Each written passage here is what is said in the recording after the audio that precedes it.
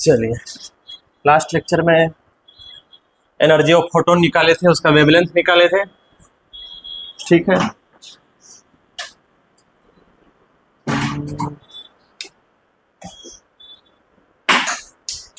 एक रिडबर्ग करके साइंटिस्ट कह लो कि स्टूडेंट कह लो, ठीक है, कौन सा नाम? रिडबर्ग। इसकी मैथमेटिक्स बहुत अच्छी थी, कोई भी कैलकुलेशन बहुत फास्ट कर लेता था। तो इसके पास बहुत सारे स्पेक्ट्रम का डेटा आया, हाइड्रोजन, हीलियम, अलग अलग एटम्स के डेटा आए, कलेक्शन ऑफ वेवलेंथ था, एनर्जी था। तो इन्होंने सारे डेटाओं को देखते हुए एक फॉर्मूला डिराइव किया, कोई थ्योरी से नहीं किया फॉर्मूला डिराइव। समझ लो तुम्हारे पास ढेर सारा किसी ट्रैफिक सिग्नल का डेटा है, ठीक है, तो उससे तुम एक कंक्लूजन निकाल रहे हो, एक फॉर्मूला डिराइव कर रहे हो कि कहाँ पर ट्रैफिक ज्यादा लग रहा है। समझ रहे हो? तुम्हारे पास पूरे शहर का एक डेटा आ गया, तो तुम उससे क्या कर रहे हो, एक फॉर्मूला बना रहे हो। इसके पास भी क्या आया, बहुत सारे स्पेक्ट्रम का डेटा आया, जिसके बेसिस पर इसने बोला कि नहीं, आप वेवलेंथ ऐसे भी फाइंड कर सकते हैं। कैसे? एक फॉर्मूला डिराइव किया जिसको बोलते हैं रिडबर्ग फॉर्मूला या रिडबर्ग इक्वेशन।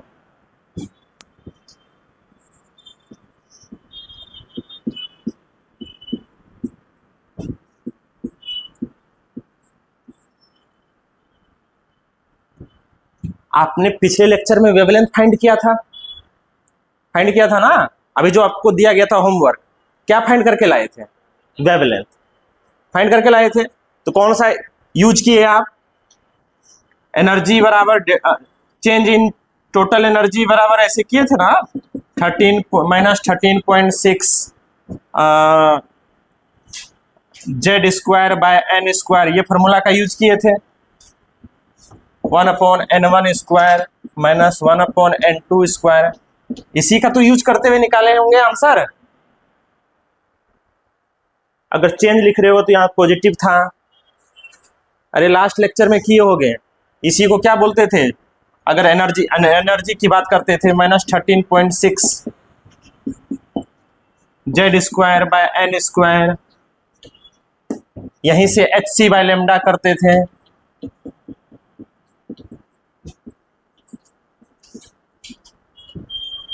एक तो इस मेथड से बनाए होगे। लास्ट सवाल, अरे यही किए थे ना, hc बाय लेमडा। यहां से इसकी value 1240 nanometre electron volt put किए। यहां पर जेड देख लिए, हाइड्रोजन के लिए 1 होगा, ऑर्बिट n से डिसाइड कर लिए। या तो आप यहां से वेवलेंथ फाइंड कर सकते हैं। रिडबर्ग ने एक और इक्वेशन दिया है, इसकी मदद से भी आप वेवलेंथ फाइंड कर सकते हैं। बस इतनी सी बात है। आप चाहे तो ये वाला फॉर्मूला इस्तेमाल कर लें, चाहे तो रिडबर्ग वाला इक्वेशन यूज कर लें। समझ रहे हो? तो ये फॉर्मूला भी आपको क्या फाइंड करके देगा? वेवलेंथ। पिछले लेक्चर में हम लोग इस फॉर्मूले की मदद लिए थे, या फिर टेबल का सहारा लेके सेकंड मेथड यूज किए थे। आप वेवलेंथ रिडबर्ग इक्वेशन का भी इस्तेमाल करके फाइंड आउट कर सकते हैं। तो आप हेडिंग डालिए रिडबर्ग इक्वेशन या फॉर्मूला। सेम चीज फाइंड होगा, वेवलेंथ ही फाइंड होगा, लेकिन फॉर्मूला आप दूसरा है।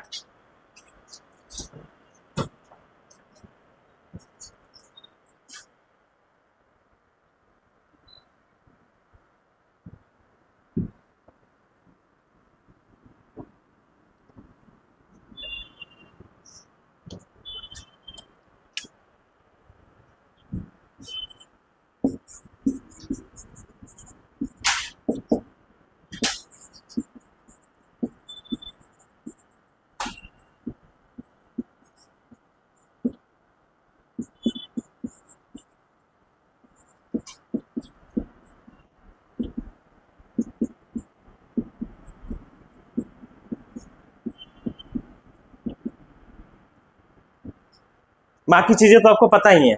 जेड क्या है? Atomic number. अगर हाइड्रोजन है तो इसका वैल्यू क्या हो जाएगा? 1। ये किसको रिप्रेजेंट कर रहा है? कौन से ऑर्बिट में है? अगर फर्स्ट ऑर्बिट में है, ये मतलब लोअर ऑर्बिट और ये हायर ऑर्बिट, ठीक है। तो आप इसकी मदद से भी क्या कर सकते हैं, वेवलेंथ फाइंड कर सकते हैं, या तो पिछले लेक्चर का मेथड यूज करके। आपको एनसीईआरटी में इसी जनरली ज्यादातर इसी मेथड का यूज करते हुए आपको वेवलेंथ फाइंड करना है।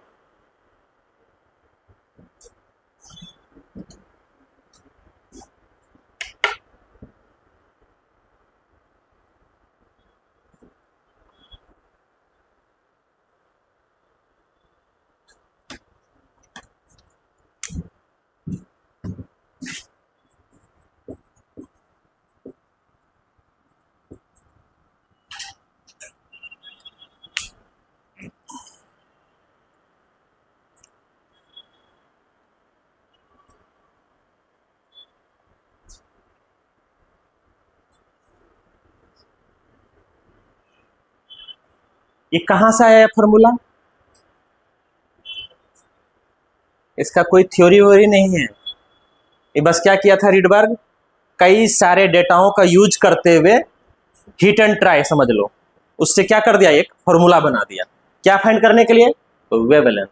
या तो आप पिछले लेक्चर का इस्तेमाल कर सकते हैं कि energy of photon, energy of higher minus energy of lower, hc by lambda जैसे आप करके लाए हैं, या फिर वो डेटा का इस्तेमाल करते हुए टेबल वाला, ठीक है।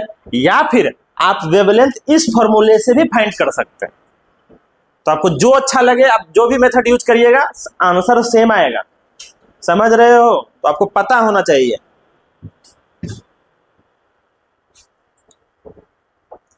चलिए अब हेडिंग डालिए।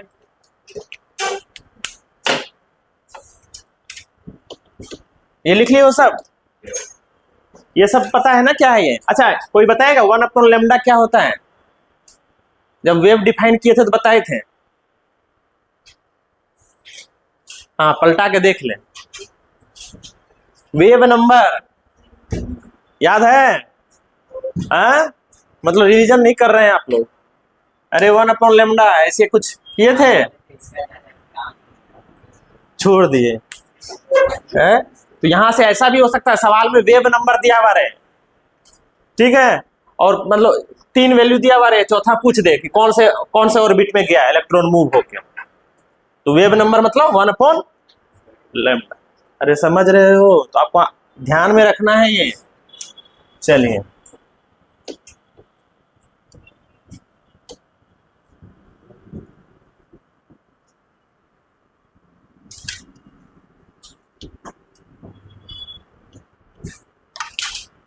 हेडिंग डालिए, आयनाइजेशन एनर्जी।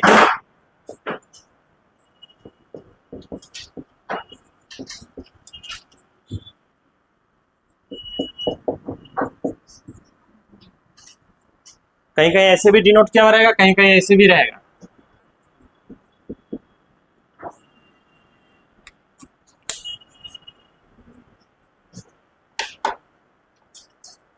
डेफिनेशन लिख लो, the amount of energy, the amount of energy required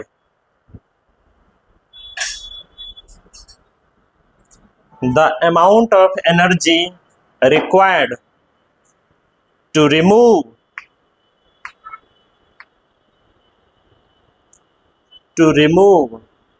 an electron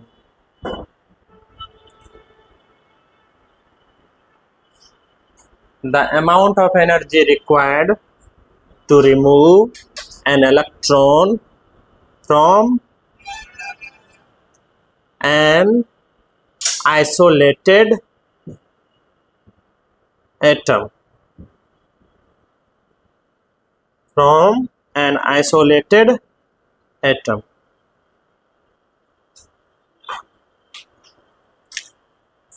जैसे हमारा ये एटम है ए, ठीक है, इससे हमको एक इलेक्ट्रॉन रिमूव करना है, इसके ऑर्बिट से बाहर कर देना है। क्या कर देना है, बाहर। किसी से तुमसे तुम्हारा मोबाइल छीनेंगे तो ताकत लगाना पड़ेगा ना रे, तुम्हारा कोई बाहर बैग छीनेगा तो ऐसे थोड़े ना कि तो छीनने आएगा तुम बोले ले जाओ, ऐसे तो नहीं ना, उसको ताकत लगाना पड़ेगा। तुम्हारा कुछ प्रिय चीज है, तुमसे छीनने के लिए लड़ना होगा, समझ रहे हो, ताकत एनर्जी देनी होगी। तो यही अगर इस एटम से उसका इलेक्ट्रॉन छीनना है तो एनर्जी देनी होगी। तो जो एनर्जी देंगे उसी को क्या बोलेंगे, आयनाइजेशन एनर्जी। समझ रहे हो, क्लियर है ये बार बार आएगा। अभी आपका जब चैप्टर चलेगा, पीरियोडिक टेबल चलेगा, उसमें भर भर के इस पे सवाल आएगा, केमिकल बॉन्डिंग में भी रहेगा, ठीक है। तो अभी समझ लें। तो इससे हम अगर इलेक्ट्रॉन छीनेंगे तो यहाँ क्या हो गया, A प्लस, एक इलेक्ट्रॉन छीने। अभी हम सिंगल इलेक्ट्रॉन की बातें कर रहे हैं, बोर में कौन से इलेक्ट्रॉन की बातें कर रहे हैं, सिंगल वाले। तो ये बन गया।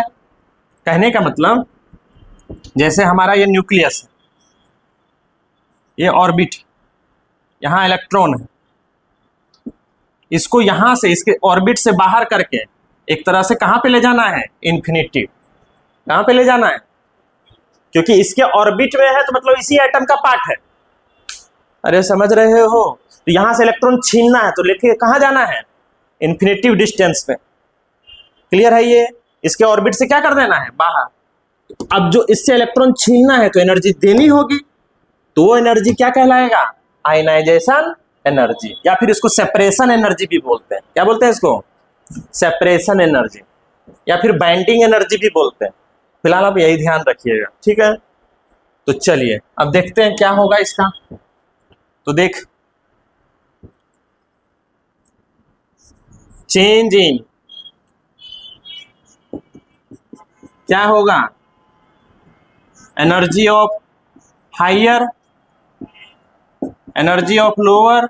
अरे यही ना होगा चेंज इन टोटल एनर्जी, यही तो होता है। ठीक है, क्या होता है फॉर्मूला एनर्जी का, क्या होता है टोटल एनर्जी का फॉर्मूला, -13.6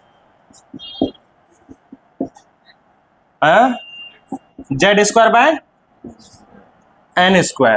तो हायर पर, हायर और मतलब क्या हो गया, यहाँ इन्फिनिटी पे चला गया, रेडियस इन्फिनिटी हो गया, डिस्टेंस इन्फिनिटी। अरे उसके ऑर्बिट से इलेक्ट्रॉन छीनना है तो उसके रेंज से बाहर हो गया, तो डिस्टेंस कितना मान लिए, इन्फिनिटिव है इलेक्ट्रॉन के रेस्पेक्ट में। अरे समझ रहे हो, इन्फिनिटिव ऐसा नहीं कि यूनिवर्स से बाहर, आपका हाथ भी इन्फिनिटिव है, पता है तुमको। इन्फिनिटिव एक रेस्पेक्टिव टर्म है। ये कैसे इन्फिनिटिव है, यहां पर अगर मैंने इत्तू सा दे दिया पॉइंट, दिख रहा है तुमको, नहीं दिख रहा ना, तो दिखना भी नहीं चाहिए। इसके रेस्पेक्ट में ही पूरा हाथ इन्फिनिटिव डिस्टेंस का हो गया। इस बोर्ड के रेस्पेक्ट में अगर मैंने यहाँ इत्तू सा कर दिया, तो अब इस बोर्ड के रेस्पेक्ट में ये जो हो गया इन्फिनिटिव हो गया।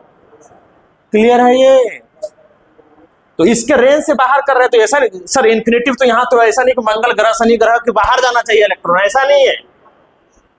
इलेक्ट्रॉनिक पिद्दू सा है, उसके रेस्पेक्ट में अगर इस ऑर्बिट से बाहर कर दिए तो इन्फिनिटिव कितना हो गया, डिस्टेंस कितना हो गया, इन्फिनिटिव। ये जो पॉइंट मैंने बनाया, ये बोर्ड के रेस्पेक्ट में, ये मतलब इसके रेस्पेक्ट में बोर्ड इन्फिनिटिव हो गया, आपका हाथ भी इन्फिनिटिव होगा इलेक्ट्रॉन के रेडियस के रेस्पेक्ट में।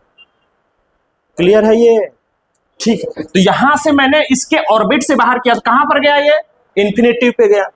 अगर यहां देख तो ये जो ऑर्बिट गया, हायर ऑर्बिट कहां चला गया, ये इन्फिनिटिव। तो ये नीचे वाला इन्फिनिटिव होगा तो पूरा टर्म क्या हो जाएगा, जीरो। किसी को इन्फिनिटिव से डिवाइड करते हैं तो जीरो आता है।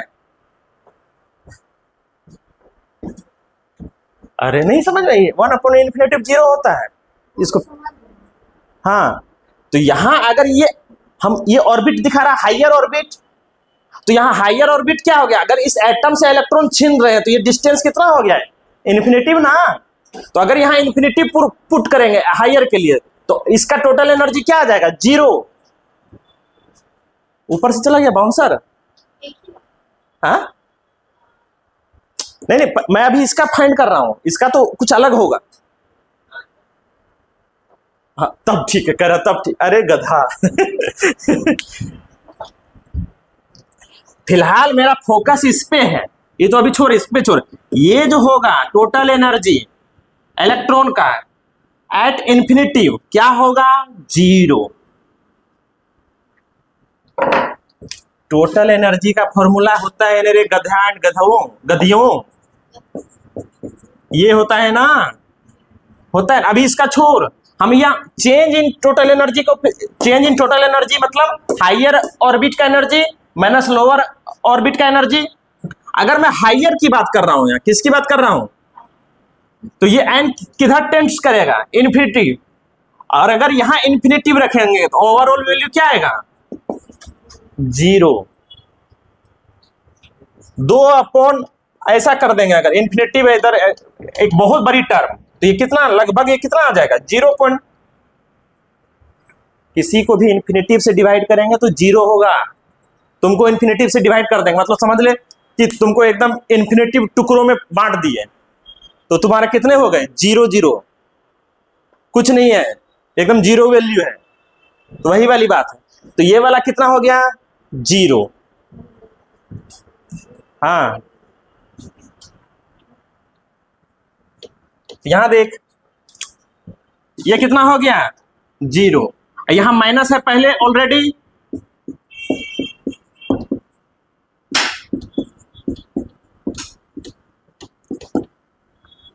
माइनस माइनस,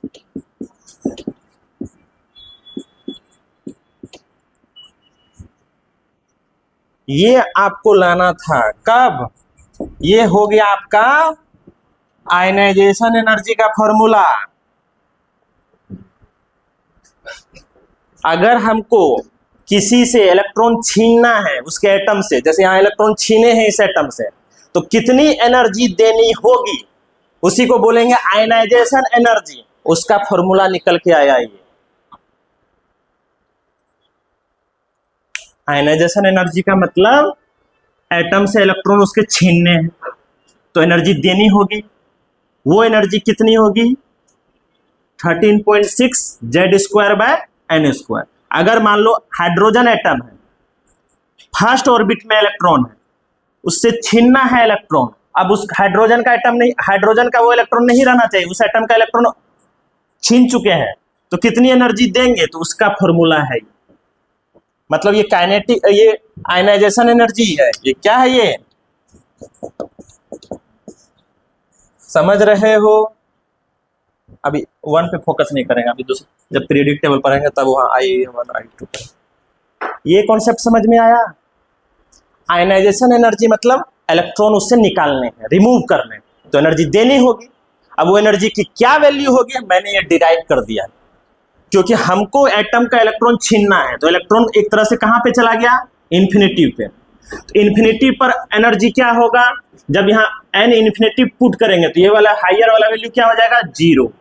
यहां पर हम अभी फिक्स नहीं है, हो सकता है एटम एटम पे डिपेंड करेगा, जो फॉर्मूला है टोटल एनर्जी का वही रहने दिया है, ठीक है। तो ये तो 0 हो चुका है, ये फॉर्मूला जो लिखे हैं वही पुट किए हैं, तो माइनस माइनस प्लस हो गया। इसी को हम क्या बोलेंगे, आयनाइजेशन एनर्जी।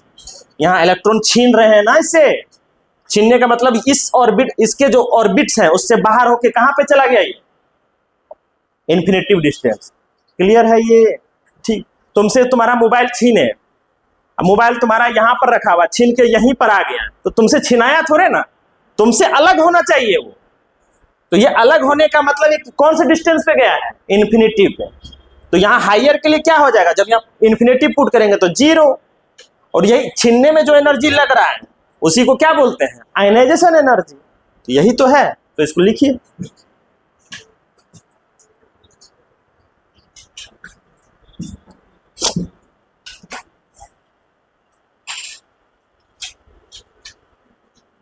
पहले ये लिख लेना जहां पर डेफिनेशन लिखे हो।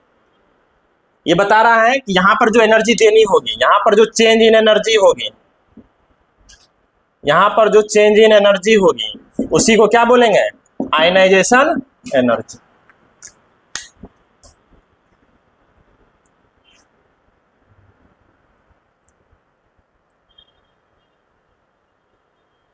और इलेक्ट्रॉन छीनने के लिए हमको एनर्जी देना होगा।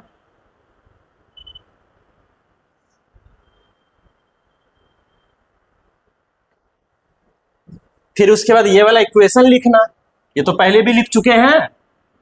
और ये वाला टर्म क्यों 0 किए हैं, क्योंकि यहां अगर इन्फिनिटी पुट करोगे तो 0। तो ये जो है आपका क्या निकल गया, आयनाइजेशन एनर्जी।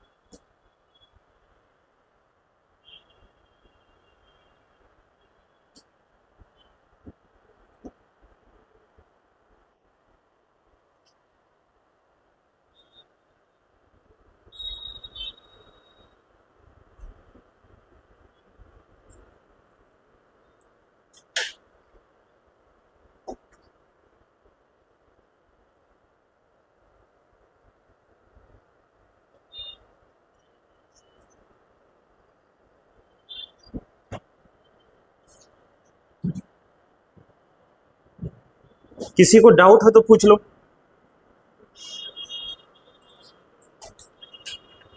डाउट है? आयनाइजेशन एनर्जी का मतलब उससे इलेक्ट्रॉन रिमूव करने, ठीक है। अरे वो जेड ही है। जैसे 7 कोई ऐसे लिखता है, कोई ऐसे लिखता है, क्या अंतर है इसमें? इसमें सेम। अरे मैं इसलिए नहीं करता हूँ, बच्चे अक्सर 2 और लिखने में हो सकता है मेरा 2 और जेड एक जैसा दिखे, कोई 2 ना लिख दे, समझ रहे हो? हाँ तो उसी का अरे जेड ही है रे गधा, ये 2 ना समझ लो, पता चला कोई ऐसा गधा रहा 13.6 इंटू 2 का स्क्वायर, तो उसके लिए थोड़ा ये 7 और 7 ये एन, ये एक्स लग रहा है क्या? तो नहीं समझना है, ये एन है, ठीक है। जो डिफरेंस इसमें और इसमें है ना, वही डिफरेंस इसमें और इसमें। क्लियर है? और किसी को कोई डाउट?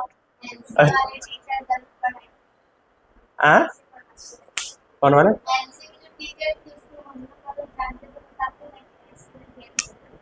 हाँ ऐसे भी रिप्रेजेंट किया जाता है। अच्छा 7 तो देखे होगे दोनों टाइप का? हाँ नहीं देखे हो?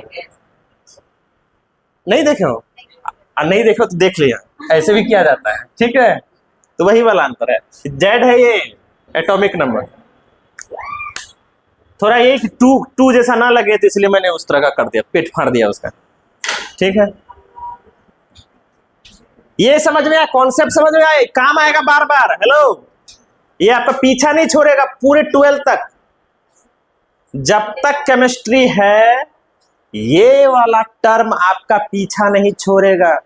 मैं पहले बता दे रहा हूं, आयनाइजेशन एनर्जी, हाँ, क्योंकि सारा खेल केमिस्ट्री में इलेक्ट्रॉन के इधर से उधर मूवमेंट का ही है। केमिस्ट्री का मतलब है इलेक्ट्रॉन का मूवमेंट, समझ लो, ठीक है। और इलेक्ट्रॉन अगर मूवमेंट है तो या तो इलेक्ट्रॉन ला सकता है या तो छिनाता है, तो यहाँ छिनाने वाला एनर्जी क्या कहलाएगा? Ionization energy. क्लियर है ये? ठीक, चलिए हेडिंग डालिए अब, excitation energy.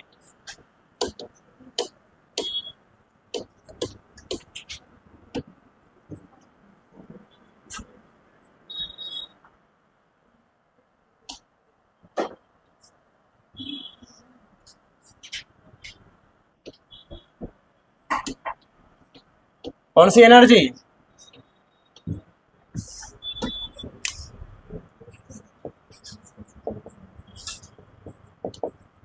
Excitation energy.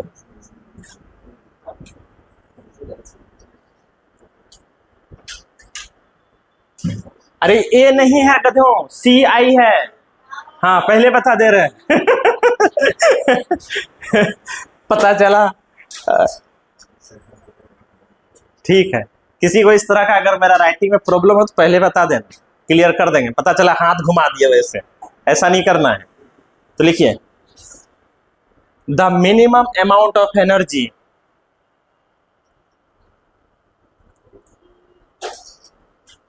required,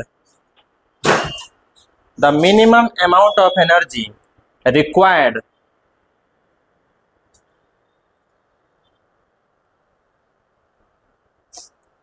to elevate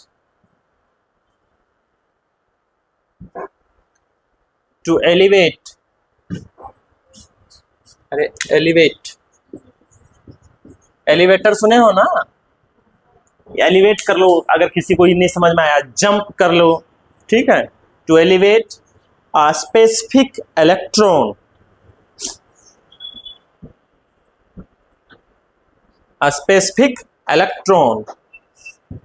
from its lower energy state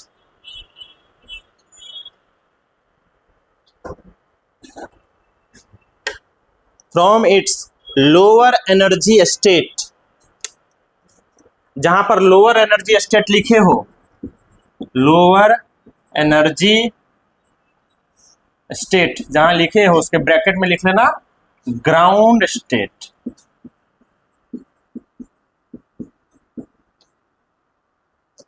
to higher energy state, to higher energy state,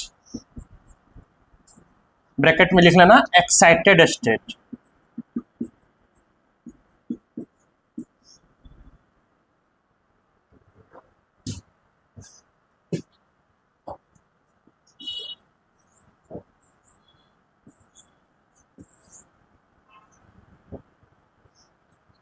ये हमारा पहला सेल है, दूसरा, तीसरा, चौथा, ठीक है। यहां पर इलेक्ट्रॉन है इलेक्ट्रॉन, देखिए इधर ध्यान से समझ, इस ऑर्बिट से इलेक्ट्रॉन को यहां ले जाना है दूसरे ऑर्बिट पे, तो एनर्जी देनी होगी, अरे देनी होगी ना, ठीक है। तो इसको जो लोअर एनर्जी स्टेट से हायर एनर्जी स्टेट पे गए, तो जो एनर्जी दे रहे हैं उसी को बोलते हैं एक्साइटेशन एनर्जी। क्या बोलते हैं उसको? Excitation energy. क्लियर है ये? यहां से यहां जाएगी तो एनर्जी देना होगा ना, तो जो एनर्जी दिए हैं उसी को क्या बोले? Excitation energy. Confused? Ionization energy में तो इसका जो ऑर्बिट का है ना, इसे बाहर कर देना है, एटम का हिस्सा रहा ही नहीं। हाँ, समझ रहे हो? क्लियर है? ये दोनों अलग अलग टर्म है।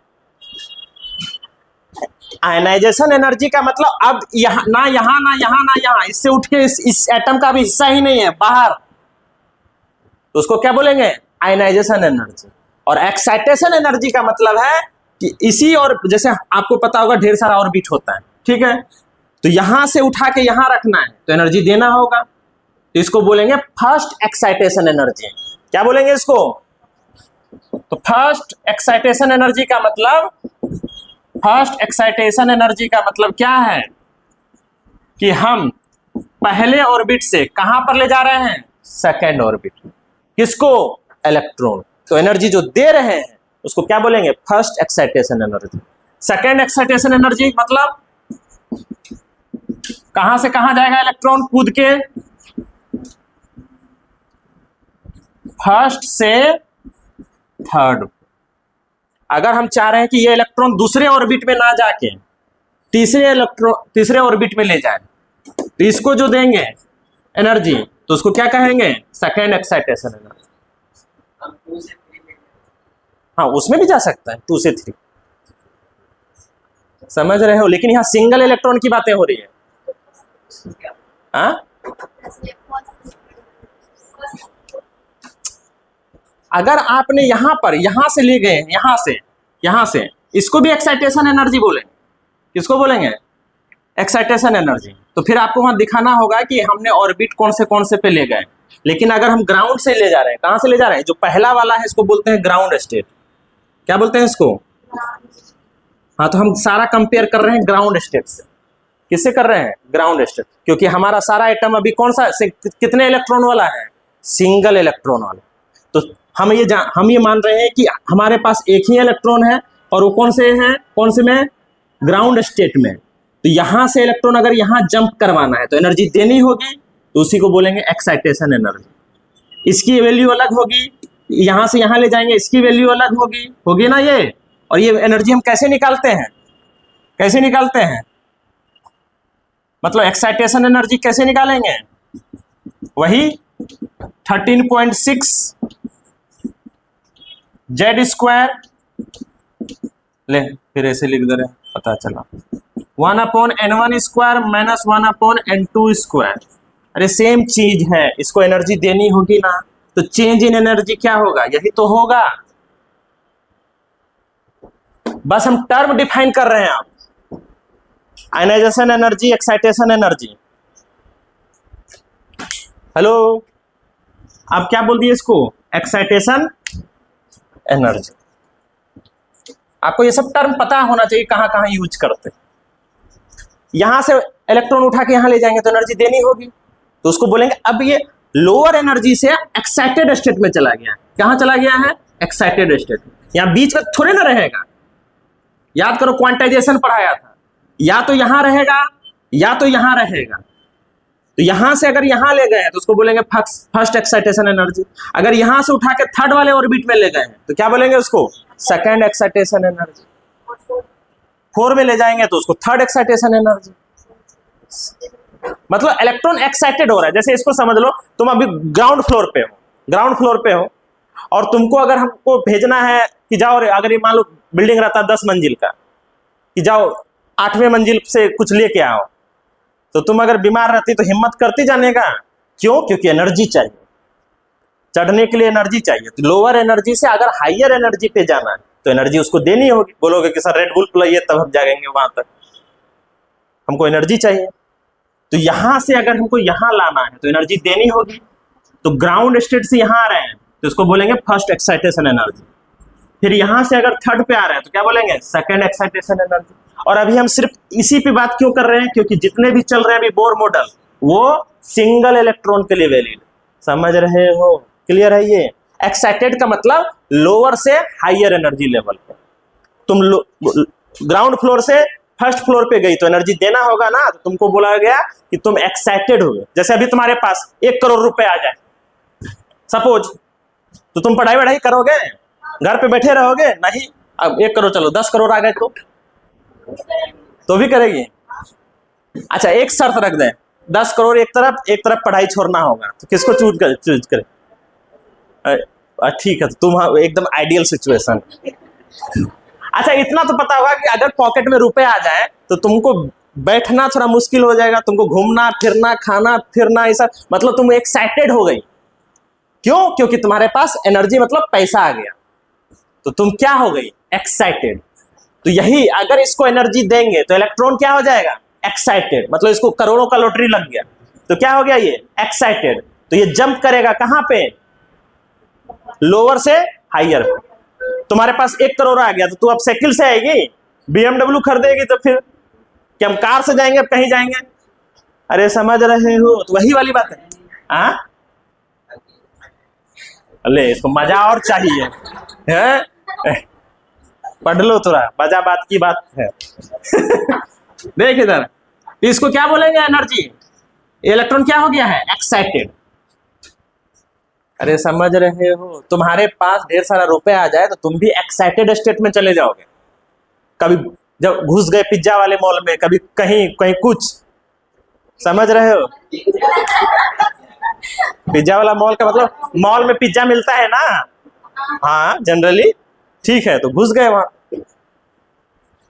और अगर पैसा नहीं है तो फिर जो घर का रूखा सूखा है वो खा के काम चला रहे हैं। अगर खूब सारा रुपए आ जाए तो तुमको नहीं लगता है तुम्हारे शरीर का इलेक्ट्रॉन एकदम वाइब्रेट होने लगेगा, एक जगह बैठना नहीं चाहेगा?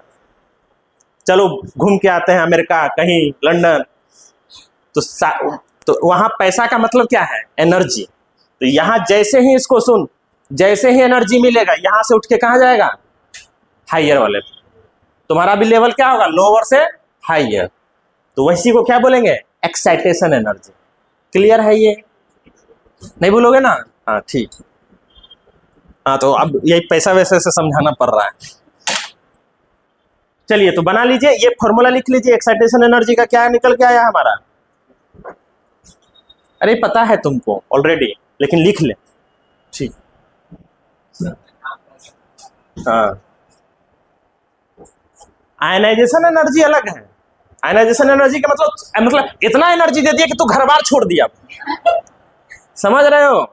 हाँ, तो उसको बोल दिया आयनाइजेशन एनर्जी। अब वो फैमिली का पार्ट रहा ही नहीं।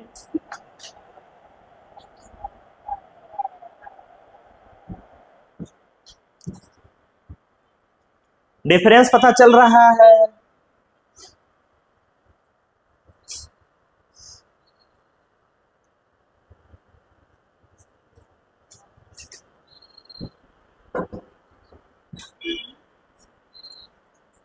छाप लियो, छाप लियो।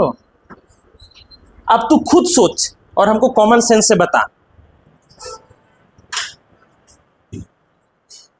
अगर यहां से यहां, सपोज कर यहां से यहां जाना है मुझे, तो एनर्जी देनी होगी। लोअर ऑर्बिट से अगर हायर ऑर्बिट पे ले जाना है इलेक्ट्रॉन को, तो एनर्जी देनी होगी। अरे देनी होगी, ठीक है। अगर मैं चाहता हूं कि ये इलेक्ट्रॉन वापस से यहां आ जाए, वापस से यहां आ जाए, तो एनर्जी देनी होगी इलेक्ट्रॉन को कि एनर्जी रिलीज करना होगा? एनर्जी रिलीज करना होगा। अरे बात समझ रहे हो? एनर्जी क्या करना होगा? रिलीज करना होगा। यहां से यहां आ रहे हैं और यहां से यहां आ रहे हैं, क्या दोनों का एनर्जी सेम ही रहेगा? अलग अलग होगा। अभी बताए ना, ऑर्बिट का अलग अलग एनर्जी होता है। निकाले हैं हाइड्रोजन का, याद करो लाइन, -13.6, -3.40 ऐसा करके है ना। तो हर एक जगह डिफरेंस अलग अलग है ना। तो अगर अभी ध्यान से समझ, बाद में लिखना, अगर यहां से यहां जाना है तो एनर्जी देनी होगी। अगर यहां से यहां जाना है तो, और वापस से अगर इसको हायर से लोअर पे आना है, किसको? इलेक्ट्रॉन को, तो एनर्जी रिलीज करेगा ना। और अलग अलग ऑर्बिट से अलग अलग पे आएगा तो अलग अलग वैल्यू होगा एनर्जी का, अलग अलग एनर्जी रेडिएट होगा। एनर्जी रेडिएट होगा मतलब वेव के फॉर्म में निकलेगा। वेव के फॉर्म में निकलेगा तो जब वो रेडिएशन हुआ एनर्जी का, जब हम उसको प्रिज्म से गुजारेंगे तो क्या हमको स्पेक्ट्रम नहीं मिलेगा? अरे समझ रहे हो? स्पेक्ट्रम कब होता है? स्पेक्ट्रम का मतलब, अगर आप ये जो हमारा लाइट है इसे पास किया, अलग अलग डेविएट हो गया, क्योंकि कई सारे इसमें वेवलेंथ वाले वेव है ना। तो जब यहां से यहां आएगा तो एनर्जी रेडिएट करेगा, यहां से यहां आएगा इलेक्ट्रॉन उठ के तो एनर्जी रेडिएट करेगा। तो अलग अलग वेव जो है उसको अगर हम स्पेक्ट्रम से गुजारेंगे तो अलग अलग वेवलेंथ का रेडिएशन मिलेगा ना। स्पेक्ट्रम का रीजन बता रहा हूं मैं, जो हमारा स्पेक्ट्रम पढ़ाए थे हमने, तो उसका रीजन अभी एक्सप्लेन हो रहा है। रीजन ये है कि जब ये हायर एनर्जी से लोअर एनर्जी पे जाएगा तो एनर्जी रेडिएट करेगा, एनर्जी वेव के फॉर्म में आएगा। वेव के फॉर्म में आएगा तो अलग अलग वेवलेंथ होगा, तो अलग अलग हमको कलर देखने को मिलेगा। समझ में आ रहा है? अलग अलग कलर का मतलब है कि अलग अलग एनर्जी का अलग अलग वेवलेंथ है। हमारा जो ये है, हमारा जो विबग्योर है, ये जो सातों कलर है आपका, सबका वेवलेंथ अलग अलग है ना, तो सबकी एनर्जी अलग अलग है। अरे hc/λ मतलब एनर्जी, तो सबका वेवलेंथ अलग तो सबकी एनर्जी अलग। इसी को हम उल्टा बोल सकते हैं कि अगर सबकी एनर्जी अलग तो सबका वेवलेंथ अलग। तो यहां पर अलग अलग एनर्जी है ना, उठ के जाएगा तो अलग अलग वेव मिलेगा वेवलेंथ का। और उसको जब हम प्रिज्म से गुजारेंगे तो क्या हमको स्पेक्ट्रम दिखने को नहीं मिलेगा? समझ में आया? क्लियर है ये? तो हेडिंग डालिए स्पेक्ट्रम। हम वो स्पेक्ट्रम फिर से नहीं पढ़ रहे हैं, हम दूसरे तरीके से पढ़ेंगे। आप स्पेक्ट्रम ऑफ हाइड्रोजन एटम कर लो तो ज्यादा अच्छा है। Spectrum of hydrogen atom. हाँ कर। किसी को कोई ऑब्जेक्शन? वैसे मेरा तबीयत खराब है आज, तुमको थोड़ा एनर्जी कम नहीं लग रहा है मेरा? नहीं, चालू कर लो, कोई दिक्कत नहीं है।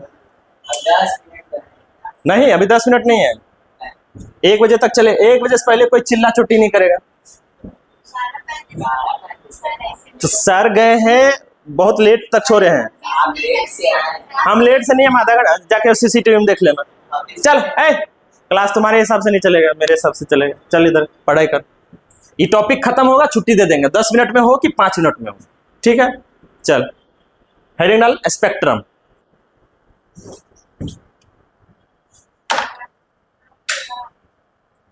स्पेक्ट्रम ऑफ हाइड्रोजन एटम कर लो।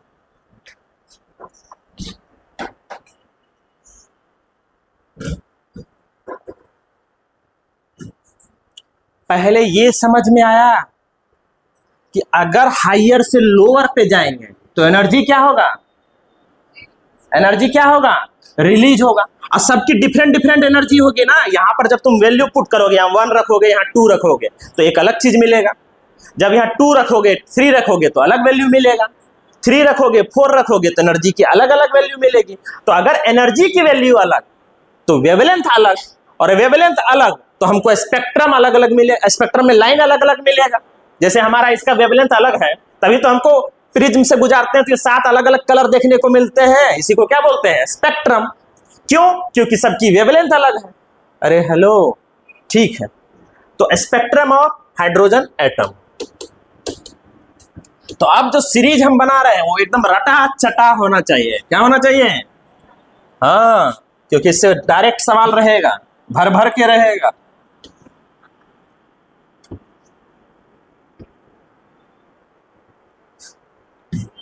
पहले देख लो कैसे बना रहे हैं।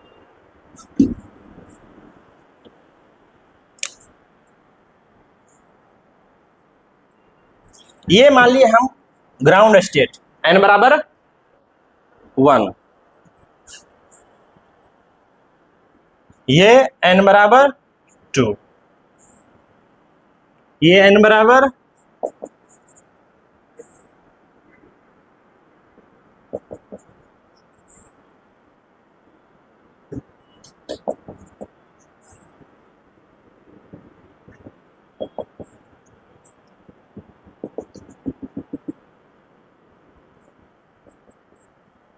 ये इन्फिनिटिव कर दी।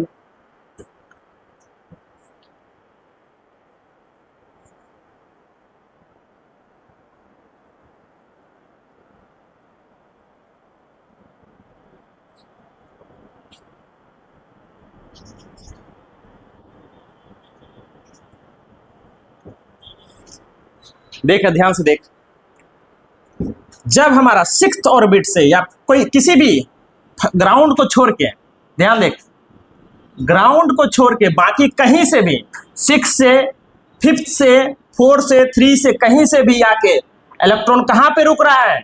ग्राउंड स्टेट पे। तो वो जो स्पेक्ट्रम मिलेगा, वो जो लाइन मिलेगा, उसको बोलेंगे Balmer series, sorry Lyman series. यहां लाइमन है। कौन सा सीरीज? लाइमन। अरे अलग अलग एनर्जी का अलग अलग वेवलेंथ होगा ना, तो जब अलग अलग वेवलेंथ होगा लाइट का, तो स्पेक्ट्रम से गुजारेंगे अलग अलग कलर देखने को मिलेगा। ये अलग अलग कलर है, एक लाइन दिखेगा अलग अलग कलर का, तो उस वाले लाइन को क्या बोलेंगे? Lyman series. उसी तरीके से जैसे एक्साइटेड होके 2 से 3 पे गए थे, 2 से 4 पे गए थे, तो हो सकता है कि इलेक्ट्रॉन उठ के कहां पे आए? दूसरे वाले पे। इसको बोलेंगे बाल्मर सीरीज, और ये आपको देखने को मिलेगा, ये विजिबल होता है।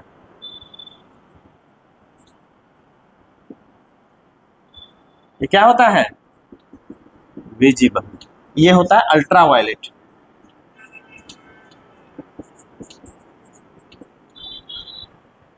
ये क्या दिखा रहा है? ये स्पेक्ट्रम पे लाइन दिखा रहा है, कलर के, अलग अलग वेव के। आपको कलर देखने को मिलेगा यहाँ पे, जो आपका आंख देख पाएगा। ये वाला नहीं देख पाएगा, अल्ट्रावायलेट। आंख की एक कैपेसिटी होता है, हर एक वेव को नहीं देख पाएगा। समझ रहे हो? ठीक है। जैसे एक्सरे, एक्सरे भी एक वेव है, पर उसको देख पाते हैं आप क्या? नहीं। क्यों? क्योंकि हर एक के आंख की एक कैपेसिटी है। ह्यूमन की अलग है, कुत्ते लोग का अलग होता है, वो थोड़ा ज़्यादा शायद देख पाता है जो चीज़ों को आप नहीं देख पाए। ठीक है। तो यहाँ से अगर आपका कोई सा भी ऑर्बिट है, वहां से इलेक्ट्रॉन उठ के कौन से पे आया? ग्राउंड वाले पे, मतलब फर्स्ट ऑर्बिट पे। तो जो स्पेक्ट्रम देखने को मिलेगा उसको क्या बोलेंगे? Lyman series.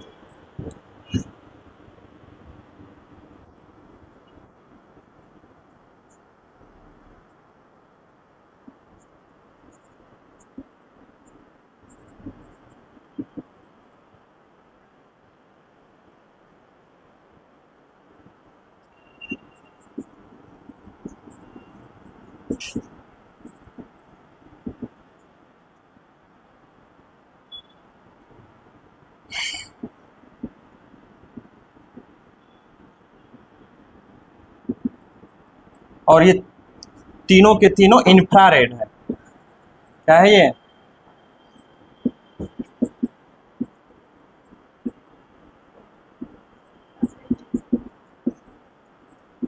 अरे ये सब वेवलेंथ पे डिसाइड करता है।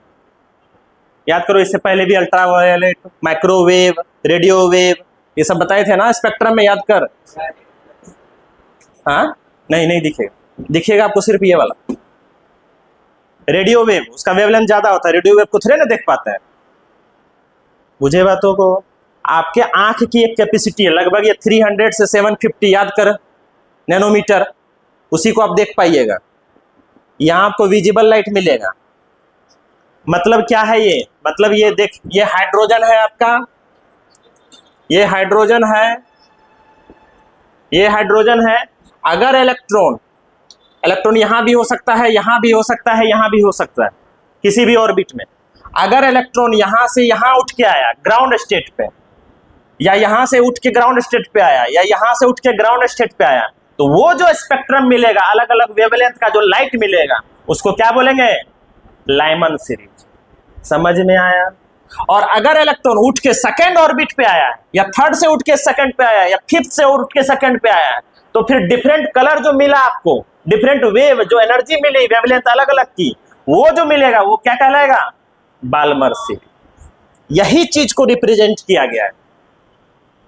क्लियर है ये इसी को रिप्रेजेंट किया है कि यहां से उठ के इलेक्ट्रॉन यहां आया, या तो यहां आया, या तो यहां से यहां आया। ये वाला कौन सा सीरीज हो गया? लाइमन। समझ में आया? क्लियर है ये राहुल बाबू? यहां से ग्राउंड पे थर्ड, चाहे वो सेकंड से आए, चाहे थर्ड से आए, चाहे फोर्थ से आए, और सबकी अलग अलग होगी ना वैल्यू एनर्जी की, तो अलग अलग वैल्यू होगी एनर्जी की, तो वेवलेंथ भी अलग अलग होगा, तो क्या होगा हमारा? रेडिएशन भी अलग अलग होगा। तो उसको क्या बोलेंगे? अगर फर्स्ट वाले पे आ रहा है तो लाइमन सीरीज, सेकंड वाले पे जा रहा है तो ये सीरीज आपको याद होना चाहिए। मतलब लाइमन सीरीज में क्या हो रहा है? लाइमन सीरीज में हो रहा है n इक्वल टू 2 3 4 5 6, ऐसे भी करके सवाल पूछेगा कि लाइमन सीरीज कहां देखने को मिलेगा। तो n इक्वल टू यहां से इलेक्ट्रॉन उठ के कहां जाना चाहिए? समझ रहे हो? मतलब इस ऑर्बिट से इन, चाहे वो सेकंड से, चाहे थर्ड से, चाहे फोर्थ से, चाहे फिफ्थ से, चाहे सिक्स, सो ऑन, अगर यहां से उठ के कहां गया है इलेक्ट्रॉन? ग्राउंड स्टेट पे, पहले ऑर्बिट पे, तो जो सीरीज हमको मिलेगा स्पेक्ट्रम का, उसको क्या बोलेंगे? Lyman series. क्लियर है ये? तो जल्दी से छपा करिए इसको, आपके एनसीईआरटी में भी होगा।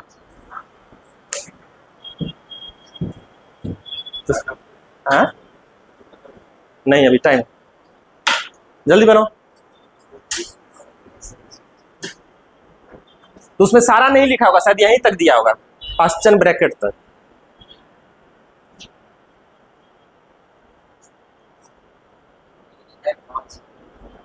अच्छा, तो ये करो, बनाओ।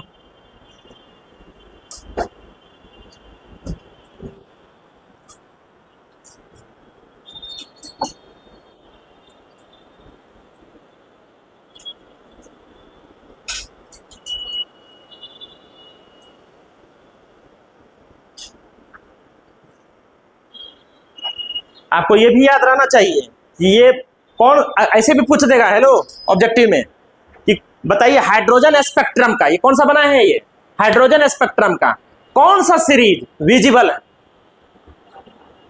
Balmer series. मतलब यहां पर आपको रेड, ब्लू, ग्रीन, वायलेट ये सब दिखेगा। समझ रहे हो?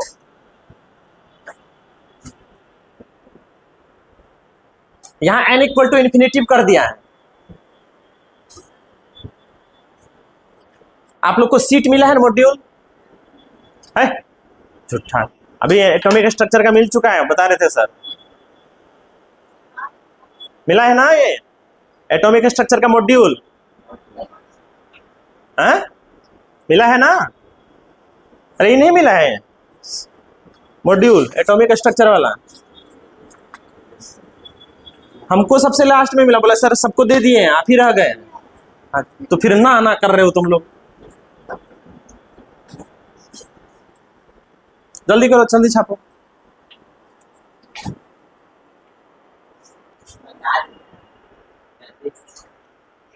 बता कौन सा करेक्टली मैच नहीं है,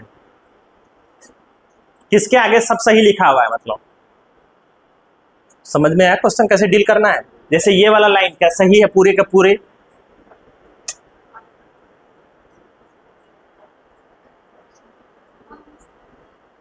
तो बता कौन कौन करेक्टली मैच नहीं है। हाँ, ये देख के बताएगी आप।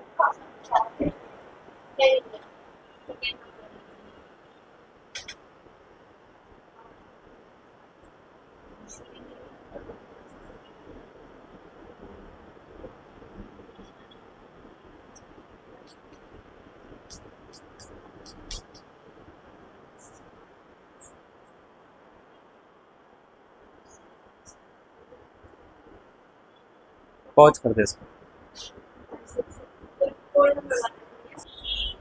ये वाला गलत इसलिए है क्योंकि यहां पर जो आपका है इलेक्ट्रॉन एक्साइट होके, देखो इलेक्ट्रॉन एक्साइट होके आ रहा है पांचवें छठे और ऐसे डॉट डॉट डॉट, मतलब सातवें से उठ के कहां पे, फोर्थ नंबर पे। पर पी फंड में मतलब कहां पे होता है, जब पांचवें नंबर पे आके रुकता है, कहां पे।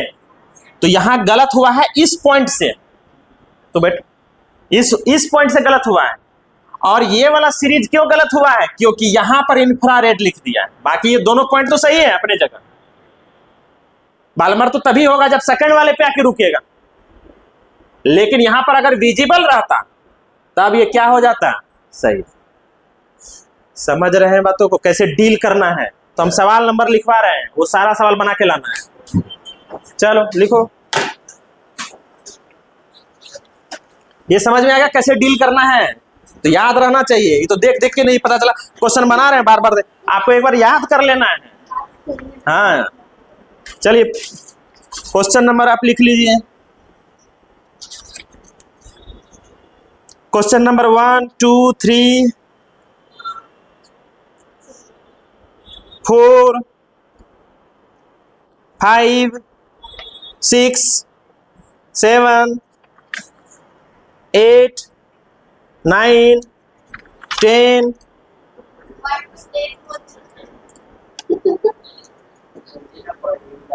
11 12। हाँ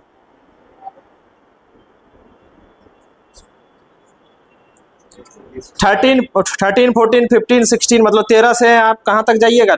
खाली 16 नंबर आप नहीं बनाइएगा, 16 नंबर नहीं, सुनो, हम ये लिखवा दे रहे हैं कि कौन सा नहीं बनाना है, शुरू से शुरू करना है, ठीक है। ऐसे भी ठीक रहेगा।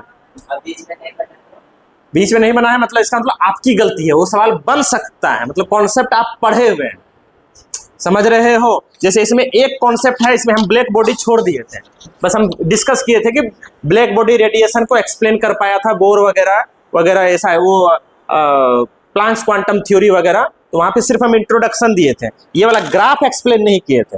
ये ग्राफ वाला छोड़ दीजिएगा आप, ठीक है। तो आप 16 नंबर छोड़ दीजिएगा, एक से सीधे आके रुकिएगा कहां पे,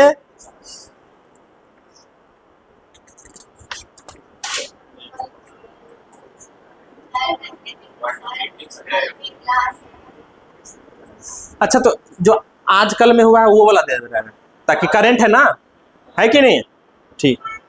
तो आप जो बोर मॉडल वाला है, इसमें कौन वाला, डेवलपमेंट ऑफ बोर मॉडल, ठीक है। मतलब क्वेश्चन नंबर 13 से लेकर के, क्वेश्चन नंबर 13 से लेकर के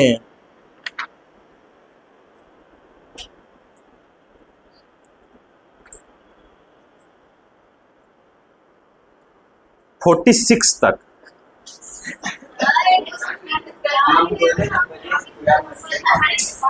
अरे मॉड्यूल में पूरा सवाल है 100 भाई, तो हम अभी 40 सवाल ही दिए हैं और सारे बन जाएंगे। हाँ 1 से भी करना,